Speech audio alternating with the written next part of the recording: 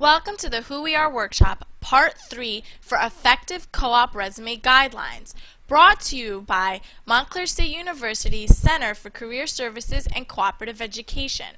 My name is Marlene Awad, and I will be guiding you through this presentation. Topics. For Part 3 of our 4-part series, I will describe how to construct a required co-op resume by giving you tips, rules, and showing you a detailed example. Effective resume tips. Be professional. Avoid using cutesy or inappropriate email addresses. You should preferably use your Montclair email account. By adjusting your settings in your Montclair email account, you can forward emails from the Montclair email to your more frequently used email account. Create a well-written resume. Emphasize on accomplishments, skills, and responsibilities in the past and present. By using action-oriented verbs such as supervised, prepared, organized, managed, you will tell the reader that you are a doer. More resume tips. Present yourself positively and honestly. Review for spelling and grammatical errors and other easily correctable mistakes. One page is a good length. Keep it between 11 to 12 point font. Employers are interested in your academic experience from college, so please put your main focus on that. Create your own resume. Only you know yourself best. Please do not use a template. Instead, use a plain Word document. This will allow you to fill up all the white spaces, making your resume appear full and professional. Tailor your resume to a specific position. Each objective, meaning each position that you are applying for, requires a separate resume. Relate your accomplishments to your employer's needs. Remember to continually update your resume. The more experience you receive, the more your resume needs to be updated. For more tips and guidelines, log on to the following link to view the Center's online resume writing workshop. A co-op resume is slightly different than a typical resume. You will see why in the next coming slides. When writing your resume for co-op, do not use a resume template. Create this resume in Microsoft Word and use the tab for alignment.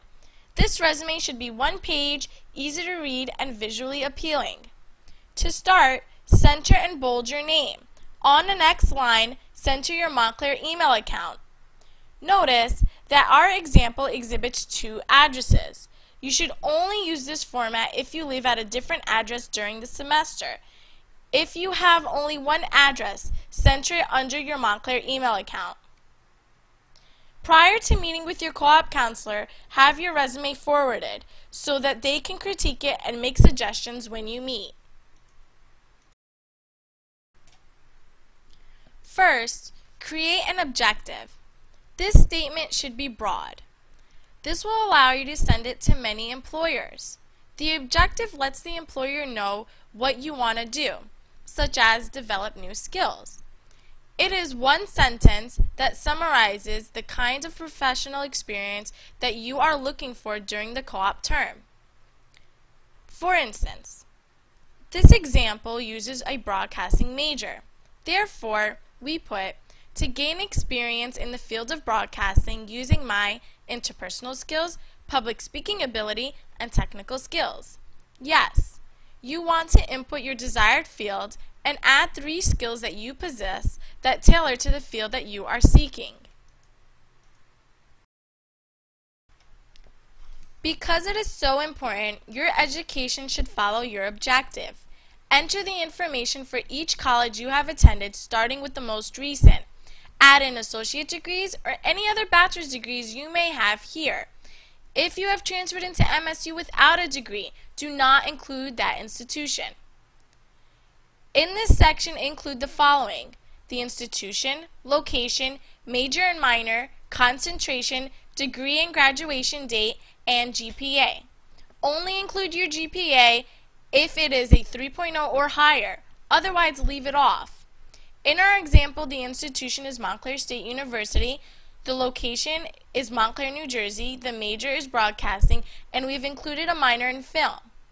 The degree we are seeking is a BA, with an expected graduation date of May 2011. Our example is currently on the Dean's List, therefore we included it here. We also included the GPA because it is at least a 3.0. Next, please include 6 to 8 related courses that you have taken that relate to the position you desire in your objective. This is intended to show the employer that you have received training in a particular area. List your higher level courses, your 200s, 300s, and even 400s. So going on with our broadcasting major, we listed related courses such as television production 1 and 2, audio production, electronic journalism, history of television, post-production workshop, and political reporting. Related experience. Related experience is work experience that is related to the position that you are seeking in your objective. For instance, our related experience position is a production team member. Since the position has to do with broadcasting, it falls under this category. Always list your most recent job first. Include the following information: the employer, location, city and state, position, employment dates, month and year, and a description of the work duties. Remember to use the correct tense. Current positions should be in the present tense, and previous positions should be in the past tense. Omit this section if you have no related experience. Work experience. Work experience is experience that is not related to the position that you are seeking in your objective. For example, our work experience position is a sales associate. Since the position is not related to the position we are seeking, it falls under this category. You still want to include work experience because mostly every job you've had carries transferable skills that are necessary for new job endeavors. Always list your most recent job first. Include this information in the following: the employer, location, city, state, position, employment dates, month and year, and a description of the work duties. Remember to use the correct tense. Current positions should be in the present tense, and previous positions should be in the past tense.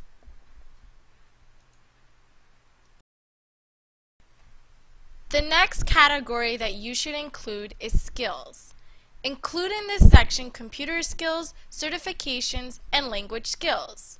In our example, we put Microsoft Word, Excel, and PowerPoint, conversational Spanish, and CPR/lifeguard certified.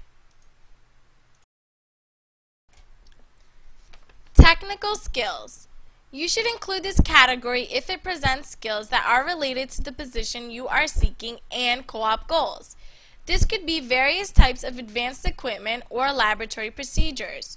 Going on with our broadcasting major, we included advanced equipment such as linear and non-linear editing, a teleprompter, a VTR operator, Hi8 cameras, and audio mixing equipment.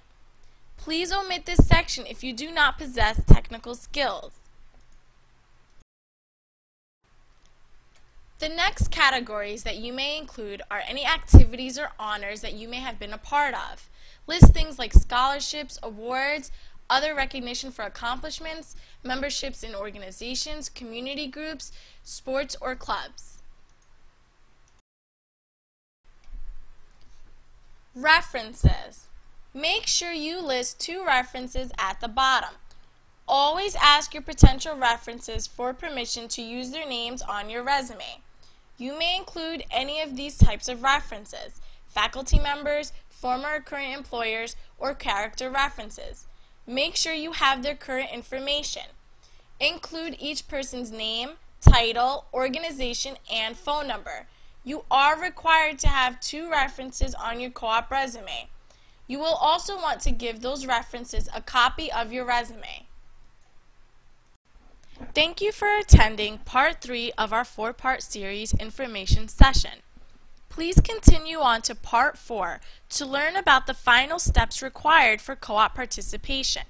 If you have any questions, please call us at 973-655-5194.